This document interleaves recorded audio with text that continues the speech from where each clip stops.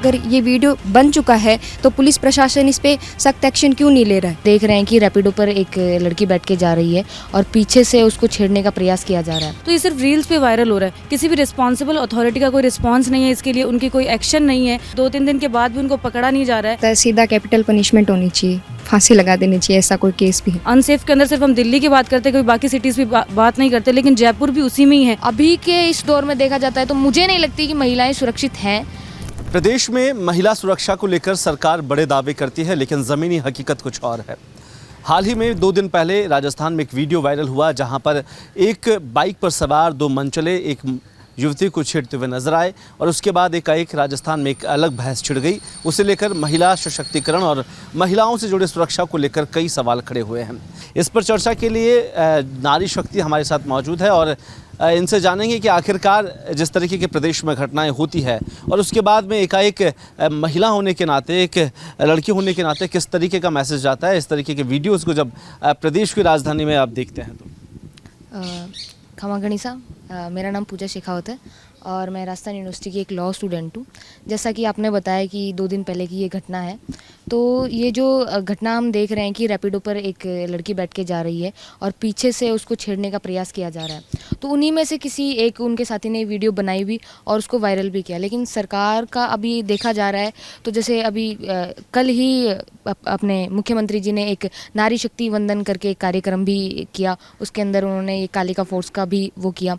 लेकिन ये जो चीज़ें हैं सिर्फ दिखावटी होती हैं, ये ज़मीनी स्तर पर हमको दिखाई नहीं देती हैं। अभी आप जहाँ खड़े हैं वो एक महिला छात्रावास है, लेकिन अगर आप यहाँ पे गार्ड भी देखेंगे वो आपको पुरुष दिखेंगे, वहाँ पर भी आपको महिलाएं नहीं दिखेंगी।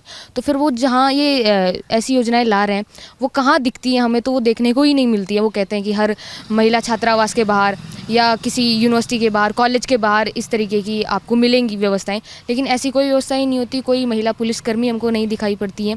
अभी कुछ दिनों पहले ये घटना है विश्वविद्यालय की, एक मानसिक तौर पर बीमार लड़की थी रिद्धिमा नाम की, तो वो अपने घर से भागकर विश्वविद्यालय आ गई थी। तो बातचीत में पता चला कि उसको तो कोई मानसिक समस्याएं हैं।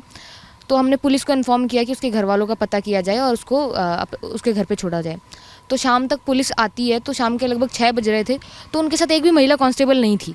तो हमने उनसे सवाल भी, ये गांधीनगर पुलिस स्टेशन से पुलिसकर्मी आए थे, तो एक भी महिला कांस्टेबल का ना होना ये दिखाता है कि सरकार की योजनाएं कहाँ तक सफल होती हैं। उसके साथ फिर मैं खुद गई थी क्योंकि महिला पुलिसकर्मी उसके साथ नहीं थी और फिर उसके घर वालों को उसको सुपुर्द किया गया था। तब तक वहाँ पे कोई महिला पुलिसकर्मी नहीं थी, सिर्फ एक महिला थी जो कि वहाँ रिपोर्ट लिखने का काम करती थी। तो आप ये देख सकते हो कि कहाँ तक ये योजनाएं सार्थक होती हैं। मुझे नहीं लगता कि सरकार की ये योजनाएं सार्थक होती हैं। उनको ज़मीनी स्तर पर काम करना चाहिए अगर वो सच में चाहती हैं कि महिलाएं सुरक्षित रहें। अभी के इस दौर में देखा जाता है तो मुझे नहीं लगती कि महिलाएं सुरक्षित हैं, क्योंकि आप ऐसी घटनाएं आप हर रोज़ देखोगे और उन्हें छुपाने के लिए कुछ नई नई चीज़ें आपके सामने ला दी जाती हैं, लेकिन ये घटनाएं दब जाती हैं। ये आज आप सवाल कर रहे हैं, मैं जवाब दे रही हूँ इस घटना के ऊपर, लेकिन 2 दिन बाद ये घटना कोई भी नहीं सुनेगा इसके बारे में, ना ही कोई जवाब देगा इसके बारे में, क्योंकि सब भूल जाएंगे कि ऐसी कोई घटना हुई थी। फिर कल को फिर कोई नई घटना आएगी सामने। प्रदेश में महिला अधिकारिता डिपार्टमेंट है, एक महिला उप मुख्यमंत्री के पास में, दया कुमारी के पास में। क्या लगता है कि राजस्थान में महिलाओं के साथ जितना हम पिछले सालों में सरकारों में हमने देखते हैं, क्या लगता है कि उस लिहाज से राजस्थान में महिला सशक्तिकरण पर जोर दिया गया है? अब तो विधानसभा के अंदर भी 33% सीटों को बढ़ाने का विवाद। हाँ, 33% जो सीटें हैं उनको बढ़ाने का वो ज़रूर चल रहा है, लेकिन महिलाओं को दबाने का प्रयास तो हर कोई करती है। और मुझे ऐसा लगता है कि जैसा आपने बोला दिया कुमारी जी एक महिला है, लेकिन अगर महिलाएं ऊंचे पद पे जाती हैं तो फिर वो यही सोचती हैं कि उनके जो पीछे महिलाएं वो भी आगे ना बढ़ें।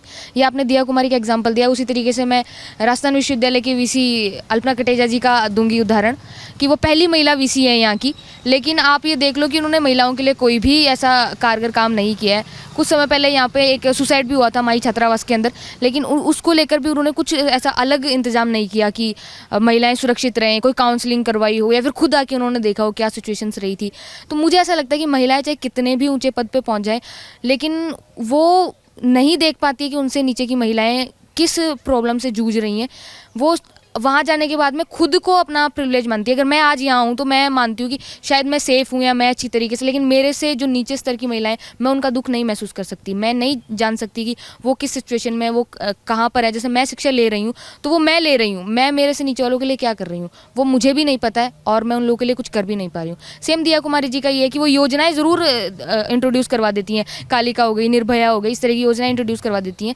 लेकिन जैसे उन्होंने बोल दिया 200 महिलाएं पुलिसकर्मी जा रही हैं स्कूटी लेकर, आपको हर जगह आगे पीछे, आप देखिए, आप भी आए होंगे, कहाँ तक दिख रही हैं। कल योजना हुई, कहाँ तक आपको वो स्कूटी दिखी, कहाँ पर वो आपको कालिका स्क्वाड उनका दिखा, लेकिन कहीं नहीं दिखता है। योजनाएं सिर्फ उनकी पेपर पे होती हैं, हकीकत में कोई योजना उनकी काम नहीं कर रही होती है। और भी जो नारी शक्ति हमसे बात कर लेते हैं। एक वीडियो आपने देखा होगा और वीडियो को लेकर अक्सर चर्चा ये रही, कोई लोग अलग अलग राय रखते हैं कि ये वीडियो शायद इसलिए है क्योंकि जयपुर में खुलेआम मंचले हैं, बाहर के लोग ज़्यादा आ गए। क्या ऐसा है कि राजधानी में बाहर के लोग आने से अपराध बढ़ गए हैं या फिर इस तरह की घटनाएं बढ़ गई? सर बाहर के लोग कहाँ के, आउट ऑफ इंडिया के तो आए नहीं हैं, इंडिया के ही लोग आए हैं। और जो वुमेन सेफ्टी है या सोसाइटी में किसी की भी सेफ्टी है, वो तो पुलिस की जिम्मेदारी है, प्रशासन की जिम्मेदारी है। जब ये मैटर हुआ है तो ये सिर्फ रील्स पे वायरल हो रहा है, किसी भी रिस्पॉन्सिबल अथॉरिटी का कोई रिस्पॉन्स नहीं है इसके लिए, उनकी कोई एक्शन नहीं है। और हम कैपिटल सिटी ऑफ राजस्थान में खड़े होकर हम वुमेन सेफ्टी के लिए कंसर्न जता रहे हैं, वो भी सिर्फ हम 5 लोग खड़े होकर जता रहे हैं। आपने देखा हमें बोलने के लिए भी कोई आना नहीं चाहता, किसके खौफ से? वही सोसाइटी की डर से कि हम बोलेंगे तो क्या होगा क्या नहीं होगा। और जब उनका आइडेंटिफिकेशन हो चुका है कल्प्रिट्स का, हर गली हर चौराहे पे CCTVs लगे हैं, पुलिस खड़ी है, फिर भी उनको 2-3 दिन के बाद भी उनको पकड़ा नहीं जा रहा है, तो ये तो सिस्टम का फेलियर है ना। इसके अंदर अगर मेट्रोपॉलिटन सिटीज़ है जो इंडिया के, उनमें भी वुमेन सेफ्टी अभी तक इतना बड़ा कंसर्न बना हुआ है, तो डेवलप्ड इंडिया का तो हम दूर दूर तक सोच भी नहीं सकते। और women safety is the basic pillar of development. जब उसके लिए ही कुछ किया नहीं जा रहा है, अथॉरिटीज़ अब कुछ एक्शन नहीं ले रही है, तो जो बेटी बचाओ बेटी पढ़ाओ के नारे हैं वो सब एक खोखली बातों के अलावा कुछ नहीं रह जाता है। एक बड़ी विचित्र धारणा है राजस्थान में, घूंघट प्रथा को लेकर भी आपने सुना होगा। हम उस परिप्रेक्ष्य से निकल कर अब 21वीं सदी में बढ़ रहे हैं। एक कपड़ों को लेकर बड़ा राजस्थान में बड़ी सादगी पेश की जाती है कि कपड़े सलीके के पहनने चाहिए। लड़कियों के कपड़ों को लेकर और उसके बाद आपराधिक घटनाओं का एक बढ़ जाना, क्या ये कहीं मेल जोल है इन सब चीज़ों का? इस तरह की सर इसका मेल जोल तो हम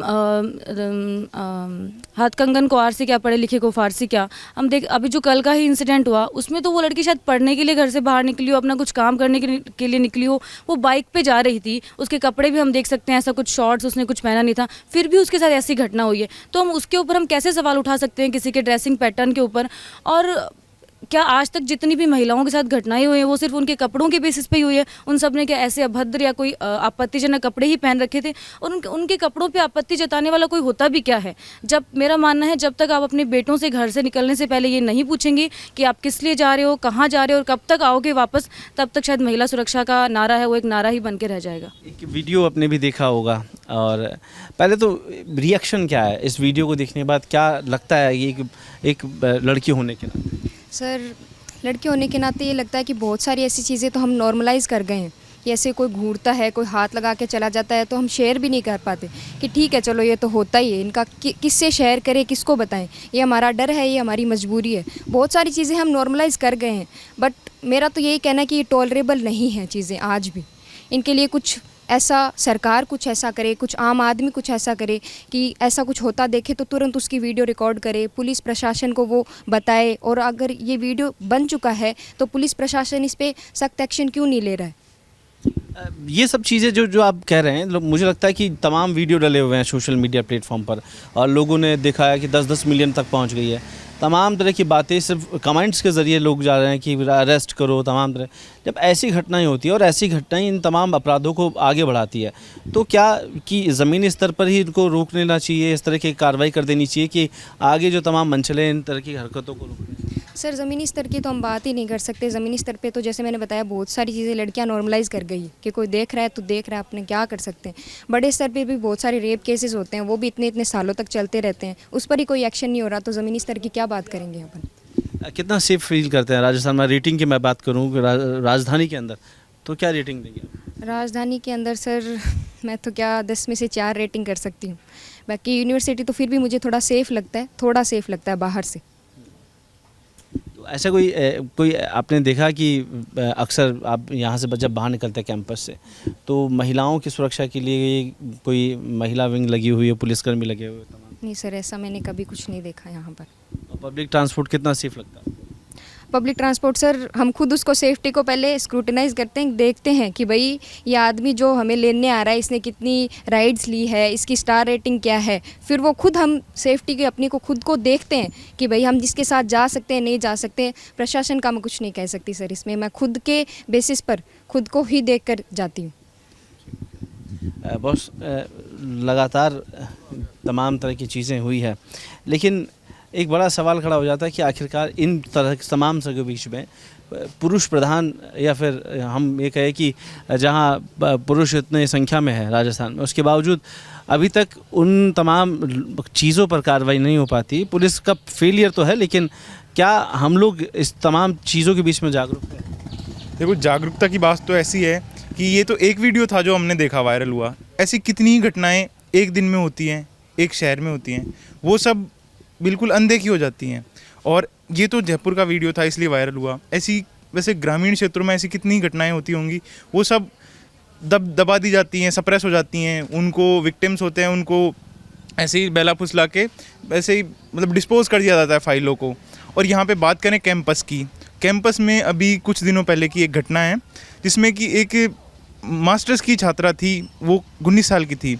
तो उनको यहाँ पे कॉन्स्टिट्यूशन गार्डन में एक 55 साल के पुरुष के साथ में मतलब ऐसे रेस्क्यू किया था हम लोगों ने। पुलिस आधा घंटे बाद पुलिस आई थी उसमें, और पुलिस भी आई तो उसमें सारे मेल सिपाही थे, एक भी कोई फीमेल सिपाही नहीं थी उसमें। रेस्क्यू किस चीज़ की? मतलब वो वहाँ पे बैठी बैठी रो रही थी, एक आदमी था जो उसको मैनिपुलेट करके वहाँ लाया, और हिप्नोटाइज वगैरह का कुछ ऐसा था, वो मैजिशियन ऐसा बोल रही थी वो।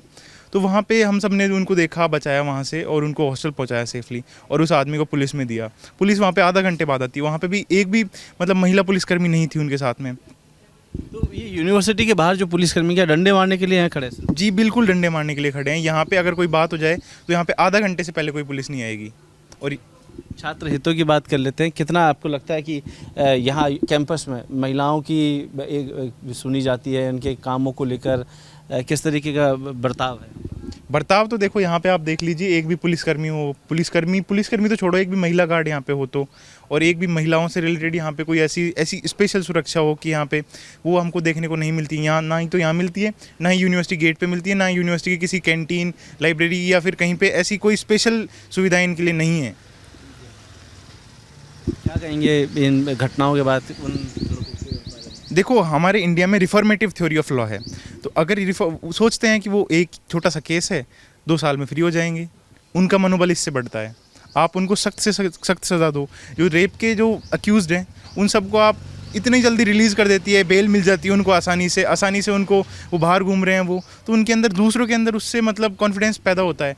उनको आप ऐसी कड़ी से कड़ी सज़ा दीजिए। रेप विक्टिम्स को तो बाहर रिलीज़ करने का कोई मतलब ही नहीं है।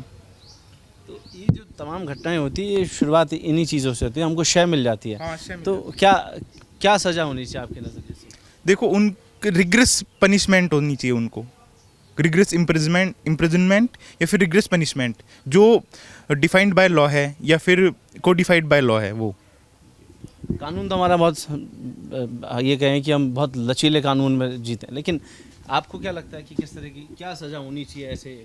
सर मेरे को तो लगता है सीधा कैपिटल पनिशमेंट होनी चाहिए, फांसी लगा देनी चाहिए। ऐसा कोई केस भी है, एविडेंस के बेसिस पर, सीधा नहीं, एविडेंस के बेसिस पर। क्या कहेंगे कि इस बात में कि क्या होना चाहिए, क्या एक्शन होना चाहिए? सर हमें तो यही बात समझ नहीं आती है, जब कल्प्रिट्स पकड़े जा रहे हैं, पता चल गया वो कहाँ के हैं, क्या है, या फिर हम बड़े लेवल पे ब्रॉडर व्यू से बात करें, रेप केसेस होते हैं, सुप्रीम कोर्ट में जाते हैं, जब वो उनका सब कुछ, फिर भी उनको मौका दिया जाता है, आप प्लीज़ बताओ कि हम आपको किस तरीके से छोड़ दें। उनको हर एक लूप होल्स निकाले जाते हैं उनको छोड़ने की, उनको पकड़ने की। क्यों? आप बाहर के कंट्रीज़ में देखिए, सीधा शूट आउट का जो है वो प्रोविज़न है रेप केसेस के अंदर, तो वो इंडिया में क्यों नहीं लागू हो सकता है? जब वुमन और मेल फीमेल है वो इक्वल प्रोपोर्शन में सोसाइटी में दोनों मिलकर सोसाइटी बना रहे हैं, आगे बढ़ा रहे हैं, तो मेल्स का इतना डोमिनेटिंग पॉइंट ऑफ व्यू क्यों दिखाया गया और फीमेल्स को दबाने की कोशिश क्यों की जा रही है। जैसे कि एनसीआरबी के रिकॉर्ड्स की हम बात कर रहे थे, तो टोटल जो मेट्रोपॉलिटन सिटीज़ हैं इंडिया के अंदर, सबसे ज़्यादा जो क्राइम रेट्स में सबसे ऊपर है वो जयपुर है। अनसेफ के अंदर सिर्फ हम दिल्ली की बात करते हैं, कोई बाकी सिटीज़ भी बात नहीं करते, लेकिन जयपुर भी उसी में ही है। बस इतना सा मैटर है कि 70% ऑफ केसेस है वो तो दबा ही दिए जाते हैं, कोई बोलता ही नहीं है। आप देखिए, आप लेने के लिए कितने लोग यहाँ खड़े होकर बोल रहे हैं, कोई इस बात पे बात ही नहीं करना चाहता है, क्योंकि पुलिस का कोई एक्शन नहीं होता है और फिर अनड्यू इन्फ्लुएंस है वो हम सब पे लगाया जाता है। इसलिए ऐसे केसेस बढ़ते जा रहे हैं और बढ़ेंगे ही। हमारे बोलने से या फिर सोशल मीडिया में उसको हाइप देने से शायद कुछ नहीं होगा, जब तक अथॉरिटीज़ उस पर एक्शन नहीं लेंगी। क्या पूजा जी, क्या अथॉरिटीज़ को क्या एक्शन लेना चाहिए, क्या लगता है? देखो, मुझे ऐसा लगता है इस पे बहुत सारे पनिशमेंट्स हैं भी ऑलरेडी और बहुत सारे एक्ट्स हैं, बहुत सारे लॉज बने हुए हैं, लेकिन मेरे को ऐसा लगता है पब्लिक को पता ही नहीं है। जैसे एक पोस्ट एक्ट चलता है, उसके थ्रू अगर आप जैसे 30 सेकंड तक आपको कोई घूर रहा है, वो भी एक क्राइम है, लेकिन इस तरह की छोटी छोटी इन्फॉर्मेशन लोगों को पता ही नहीं है। तो गवर्नमेंट को लॉज बनाने के साथ साथ ये भी करना चाहिए कि हर एक पर्सन, हर एक वुमेन को ये चीज़ इंट्रोड्यूस कराओ कि क्या है लॉ, किस तरीके से वो अपने आप को सेफ रख सकती है। ये चीज़ें उन तक पता होनी चाहिए। मेरे को ऐसा लगता है उन्हें पता ही नहीं है। पहली चीज़ तो ये है, आप कागज़ पे बना के रख देते हो, उससे चीज़ें सॉल्व नहीं होने वाली है कि किस तरीके के क्राइम होते हैं, क्या क्या पनिशमेंट्स होती है। जिस तरीके से अभी हमारी बहन ने बताया है कि कोई घूर रहा है, ये छोटी छोटी चीज़ें हम अवॉइड कर देते हैं। इसलिए कर देते हैं क्योंकि हमें लगता है ये नॉर्मल चीज़ है, लेकिन जब उनको पता चलेगा कि ये क्राइम है, अगर आपको कोई घूर रहा है ये भी एक क्राइम है, आप इसके लिए भी एक सजा का प्रावधान किया गया है, तो अगर उनको पता होगा तो वो इस चीज़ के लिए एक्शन लेंगी, लेकिन पता ही नहीं है। तो मैं पहली चीज़ तो सरकार से ये अपील करूँगी कि आप लोग पहले लोगों को बताओ तो सही, आप ये कानून लेके आ रहे हो, आप ये चीज़ लेके आ रहे हो, आप 2-4 लोगों को पता होने से कुछ नहीं होने वाला है। क्रिमिनल्स ऐसे ही छूटते रहेंगे, ऐसे ही बचते रहेंगे, तो पहले लोगों को पता होनी चाहिए चीज़ों के बारे में। खैर, जागरूक होना ज़रूरी है, चाहे से महिला हो या पुरुष। तमाम तरह के समाज में जो गंदगियां हैं उनको ख़त्म करने के लिए एकाएक तमाम लोगों को एकजुट होकर जागरूक होना पड़ेगा और इन तमाम विषयों को लेकर जब इस तरीके की गतिविधि होती है तो कम से कम एकजुट होकर उसके खिलाफ आवाज़ उठाना बहुत ज़रूरी है। ना चाहते हुए भी समाज में इस तरीके की अभी भी किदवंतियाँ हैं कि तमाम चीज़ें हो रही है, उसके बावजूद एक समाज अभी भी डरा हुआ, सहमा हुआ अंदर बैठा हुआ है। लेकिन क्या देश के अंदर महिलाओं और बेटियों के साथ इस तरह के अपराधों की पुनरावृत्ति लगातार जारी रहेगी? कैमरा पर्सन त्रिलोक के साथ कुलदीप, रिपोर्ट भारत, जयपुर।